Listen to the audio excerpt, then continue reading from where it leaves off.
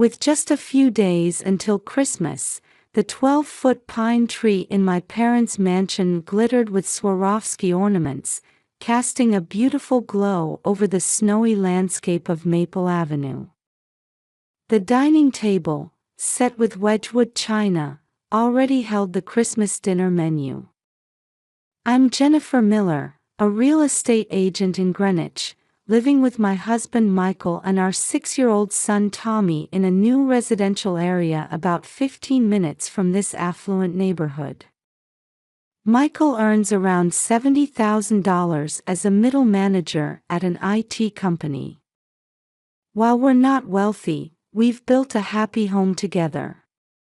Tommy, who attends North Street School, our local public elementary, is a bright and honest child, popular with his classmates.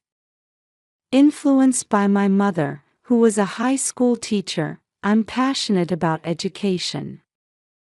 Helping Tommy with homework and reading together has become my cherished daily routine.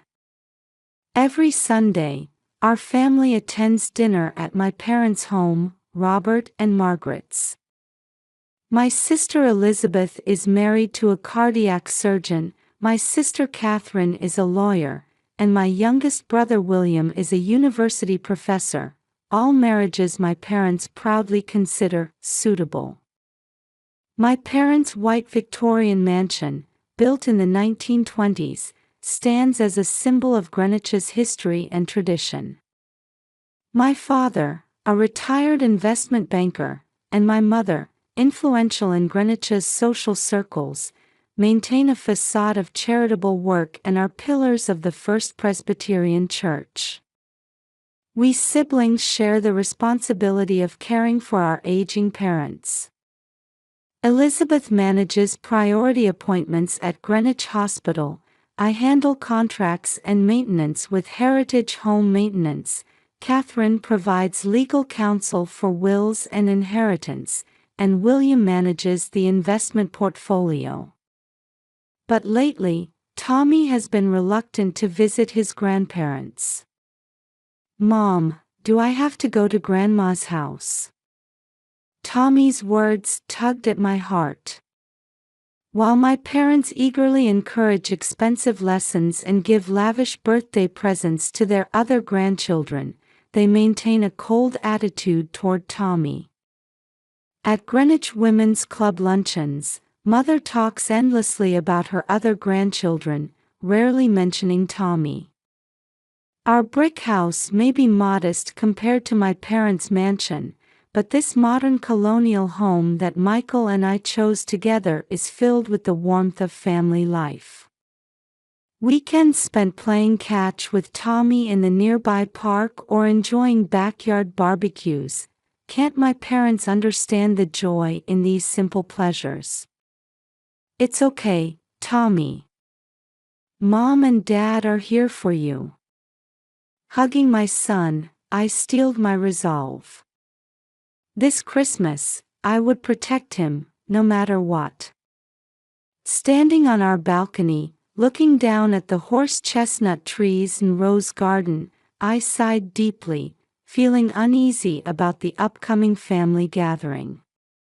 On Christmas afternoon, when we arrived at my parents' house, Elizabeth's luxury SUV was already parked in the driveway. Tommy, stepping out of our car and fidgeting with the collar of his new red sweater, squeezed my hand tightly. "I don't want to go." "It's all right, Tommy. I'm sure Santa has brought you something wonderful." Michael gently pushed our son's shoulder as he spoke, though I could hear the tension in my husband's voice. Opening the heavy front door, we were enveloped by warm air and the aromas of roast turkey, cinnamon, and pumpkin pie. The 24-pound butterball turkey was already browning nicely in the oven. "Jenny, you've finally arrived." Mother appeared in the foyer, wearing a white cashmere sweater and gleaming pearl necklace. She barely glanced at Tommy, giving only my cheek a light kiss. You're late. Elizabeth's children are already here. From the living room came the excited voices of my nieces and nephews. Under the 12-foot Christmas tree lay a mountain of presents decorated with colorful ribbons. Elizabeth's twins were playing with the latest gaming console, while Catherine's daughter was studying programming on her new tablet. "Merry Christmas, Patricia," Father called out, scotch in hand. Here, I was always called by my maiden name, Patricia. He still refused to acknowledge my married name, Miller. "Tommy, come here." Elizabeth beckoned. My sister treated Tommy as kindly as the other children, but today there was an apologetic shadow in her eyes. That sweater, did you buy it at Target?" Mother looked Tommy up and down with a sarcastic tone. Yes, it was a $25 sweater from Target. But Tommy had been so pleased with this red sweater. As dinner time approached, the house filled with energy. William provided intellectual conversation befitting a young professor, Catherine shared interesting stories from her law firm, and Elizabeth's husband explained the latest medical technologies. My parents listened with satisfied expressions. However, when Michael began talking about his work, Father merely grunted, and deliberately changed the subject. When Tommy tried to share stories from school, Mother interrupted with, "Let's save the children's stories for later." The lavish dinner table was centered around the roast turkey, accompanied by homemade cranberry sauce, green bean casserole, sweet potato casserole, and Whole Foods special pumpkin pie.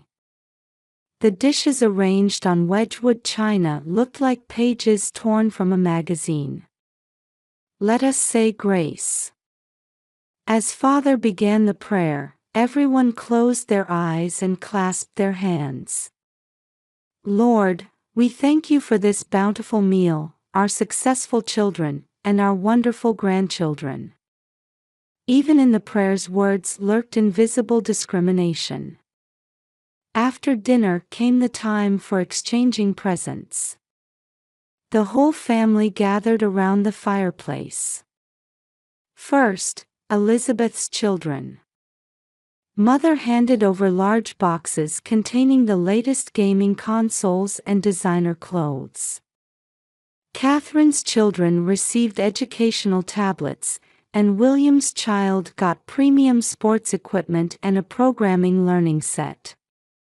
The children's excited voices filled the room. Finally, it was Tommy's turn. "Here, Tommy. Your turn." Mother held out a small box. Tommy, eyes shining with expectation, carefully unwrapped the paper. I watched, holding my breath. When he opened the box, it was empty. "He doesn't need anything." Mother smiled maliciously. The room's atmosphere froze. Large tears began rolling down Tommy's cheeks. I glared at Mother for a moment but said nothing. No words were necessary. I silently stood up, embraced my sobbing Tommy, and left the room.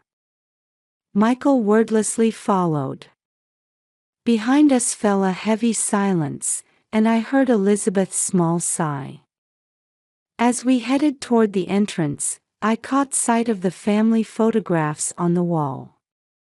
They showed a seemingly happy family, but now it felt like a lie.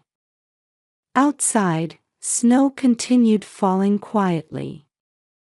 The Christmas decorations on the houses gleamed somewhat emptily. In the car's rearview mirror, I watched my parents' mansion grow smaller. In the back seat, Tommy wiped his tears with the sleeve of his new red sweater. Hey, Tommy. Michael spoke gently while driving. Daddy and Mommy love you very much.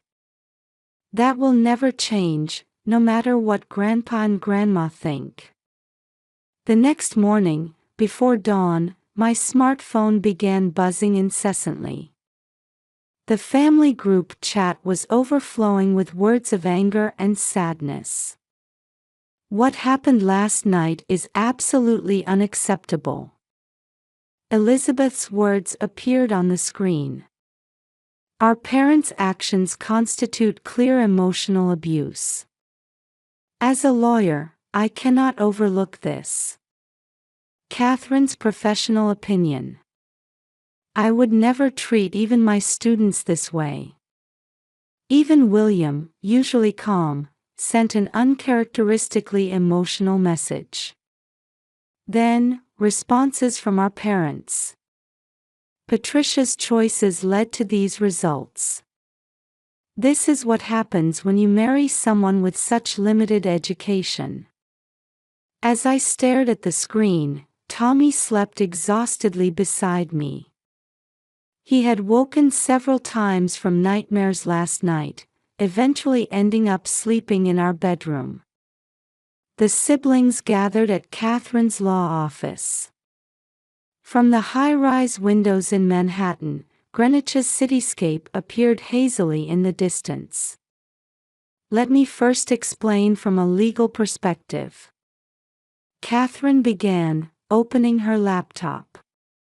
Discriminatory treatment of grandchildren by grandparents can, in some cases, be subject to legal action.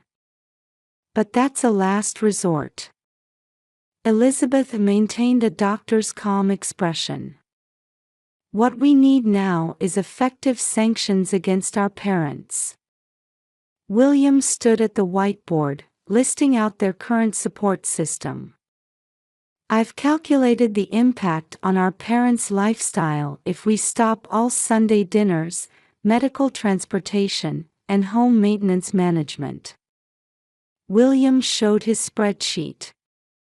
Our support is what has allowed them to maintain their luxurious lifestyle. Elizabeth sighed. I wonder if they even know we've been paying their Greenwich Country Club dues. We've been the ones really supporting the church charity events too. Catherine added. That afternoon, we put our concrete action plan into motion.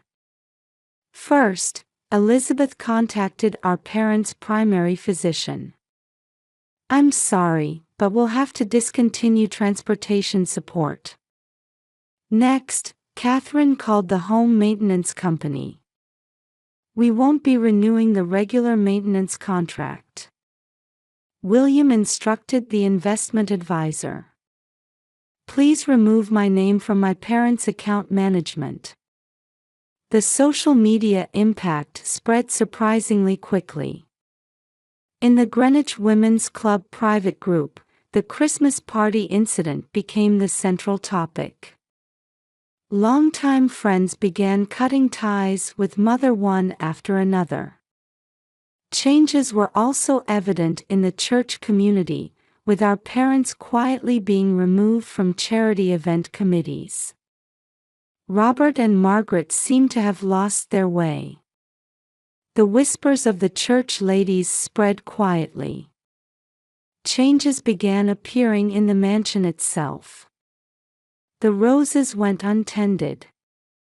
Roof leaks were left unrepaired, and when the heating system malfunctioned, there were no contractors to call. Tax preparations started falling behind.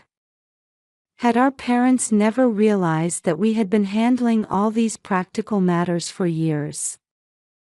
How's Tommy? Elizabeth asked worriedly. He's slowly regaining his spirit. I answered. Michael practices baseball with him every evening. The love around him seems to be healing him. My children want to play with Tommy too, Catherine said. Why don't we have a hot chocolate party at my house this weekend?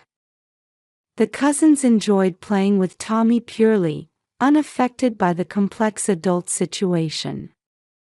The kindness of his cousins gradually helped heal Tommy's emotional wounds. On a snowy evening, I gazed out my window at the street. It had been days since we'd received any calls from my parents. Sometimes I wondered if this was the right choice. But every time I saw Tommy's smile, I was convinced our decision wasn't wrong. And shortly after the new year began, unexpected visitors appeared at our door. When I opened it, there stood my parents, looking unfamiliar. Mother's usually perfectly styled hair was disheveled, and father wore a worn cashmere sweater instead of his typical luxury suit. They both seemed to have aged rapidly in these 2 weeks. "Patricia, would you hear us out?" Mother's voice had lost its usual arrogance. I showed them into the living room, where Michael silently brought coffee. Tommy was playing in his room upstairs. The scent of breakfast toast still lingered in the house. Father spoke first. "The truth is, we're struggling to manage." From there, their predicament became clear. Their Greenwich hospital appointments were cancelled, preventing father's regular checkups. Heritage home maintenance contract wasn't renewed, leaving house problems unattended. Tax preparations stalled, with late payment notices piling up. "But your pension." Mother broke down crying, interrupting my words. "It's not enough. We've been living beyond our means, keeping up appearances." Father pulled a bill from his wallet, a payment reminder from Greenwich Country Club. "Our friends have abandoned us, we've lost our place at church." Mother's makeup began to run. "Did you know?" Father quietly asked. "That we couldn't survive without your support?" "Yes, we knew," I answered. "But why Tommy?" At that moment, Mother's expression changed. It was a complex look mixing pride and regret. "I'll be honest." Mother began speaking, clutching her handkerchief with trembling hands. "I couldn't accept your marriage. A daughter of a prominent Greenwich family, marrying a mere IT manager. But Michael is a wonderful husband and father." I replied quietly but firmly. "Yes." Mother gazed out the window as she continued. "But I had my pride. My position in society, my reputation at church, the eyes of my friends. So Tommy." "Yes.